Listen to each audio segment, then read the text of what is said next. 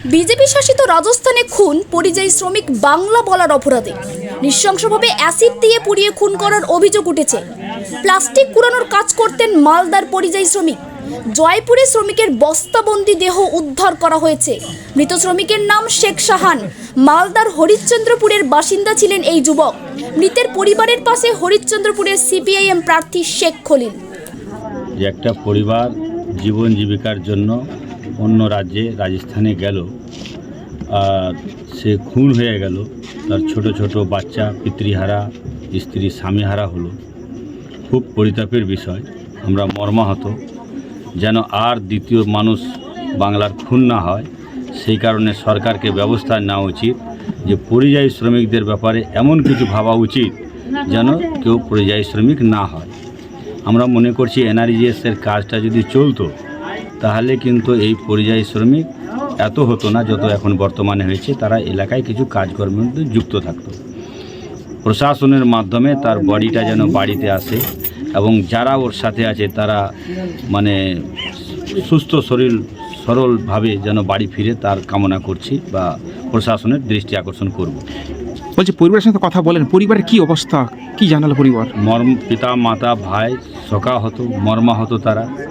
তাদের এই দুঃখ বলার কোনো ভাষা নেই। আমরাও তাকে সান্ত্বনা দেওয়ার কোনো ভাষা খুঁজে পাচ্ছি না। পরিবারের লোকরা দাবি করছে যে তার খুব অসহায় পরিবার, তারা বডিকে কিভাবে নিয়ে আসবে তার মানে কোনো পথ খুঁজে পাচ্ছে না। সেটা আমরা দেখছি, আর্থিক কারণে মানে আটকাবে না। আমরা এলাকার আছি, তার যেভাবে হোক আমরা আনার ব্যবস্থা করব। তার অর্থ সেখানকার প্রশাসন আপনাদের কোনো রকম যোগাযোগ করবো, আমরা যোগাযোগ করব। সব ঠিকানা নিলাম, আমরা এখন থেকে যোগাযোগ শুরু করে দেব। তো এই যে বিজেপি শাসিত রাজ্যে কাজ করতে গিয়ে খুন হতে হচ্ছে বাংলার শ্রমিকদেরকে, এই কি বলবেন এই বিজেপির নিয়ে? বিষয় হলো যে বিজেপি শাসিত রাজ্যে খুন হচ্ছে, বাংলার যারা সংসদ এমপি তাদেরকে আন্দোলন করা উচিত সংসদে, যে যারা এই ধরনের খুন করছে, এটা তো নতুন নয়, প্রচুর খুন করলো, তাহলে এই খুনিদের বিরুদ্ধে মৃত্যুদণ্ড অবশ্যই কার্যকরী করা উচিত। ছেলে ওখানে তোর দলিতে বস্তার মধ্যে কাটানো আছে, মানে মোড়ানো আছে বস্তার মধ্যে। আমার বড় জামাই বলল যে আমি শুনতে পাচ্ছি যে নাকি তোমার ছেলেকে যে জায়গায় বসবাস করছে তার আগা বগন নাকি আমি শুনতে পারলাম। আমার জামাই বলছে যে সাল্লার মধ্যে মানে কাটলা কাটিয়ে মানে ঢুকাই রেখেছে।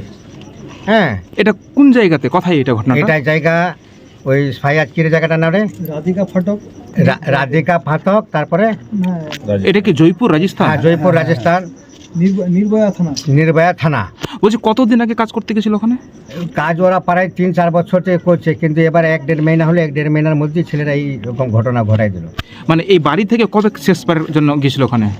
এই তো গেল এসআইআর করি, মানে মহিনা ডেরেক হলো, এসআইআর করতে এসেছিল। মানে বাড়ি থেকে আসার কথা বলছিল, ভোট দিতে আসবে? হ্যাঁ, ভোট দিয়ে টিকিট বানাতে এসেছিল, টিকিট বানানো আসছে। তো বাড়ি থেকে মানে যেখানে থাকতো সেখান থেকে কোন দিন বেরিয়েছিল সে টিকিট তৈরি? কালকা কোনবার ছিল? কালকা বুধবার ছিল। কালকা ভাইয়ের সাথে তার আগায় মৃত্যুর আগায় ভাইয়ের সাথে কথা বললো। মানে শেষ কথাগুলো কি হয়েছিল, ভাইয়ের সঙ্গে কি জানিয়েছিল শেষ কথা? ভালো মন্দ যে তুমি ঘর করছো তো তোমার কাছে কি পয়সা কড়ি আছে? তো সেখানে বললো যে না ভাই, আমার কাছে টাকা পয়সা আছে না, তাহলে তুমি কি করে বাড়ি করবো? মানে ভাইয়ের সঙ্গে কথা বললো তার আগাই, মানে 8টার আগাই বললো কথা। তারপরেই তোর দলে যে আর কোনো কথা বলেনি। তারপরে কি মানে নিখোঁজ ছিল, রাত্রে নিখোঁজ ছিল? আর রাত্রে নিখোঁজ ছিল। তারপরে রাত গত হয়ে গেল, দিন গত হয়ে আছে। তারপর ওর বউ ফোন লাগালো আমার ওই শাসকে যে তোমার ছেলেকে পাওয়া যাচ্ছে না, কোথায় গেছে না গেছে ঢুরে ছাপে। তারপরে কি হলো যে ওরা অতমঙ্গ হয়ে বাড়ি চলে এলো। বাড়ি আসার পরে আমি থানায় যোগাযোগ করো, তো থানা বললো কি যে বেলে 24 ঘন্টা পরে নাকি বেলে কথা বলবো, মানে একটা ডেট দিল।